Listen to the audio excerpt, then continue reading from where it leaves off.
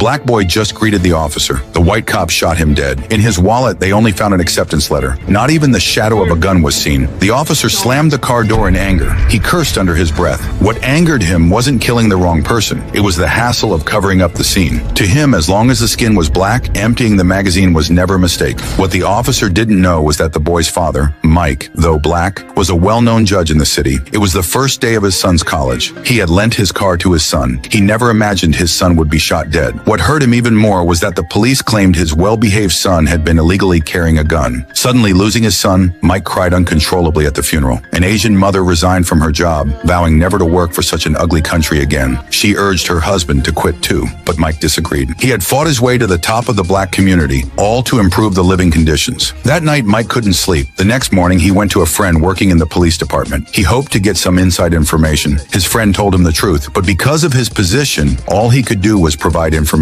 No further help was possible. Just then, the officer who shot his son came downstairs. He bumped into Mike. The officer said he was just doing his job. He claimed to be upholding justice. Mike declared he was a judge. You can't even bring yourself to apologize. I don't apologize for doing my job.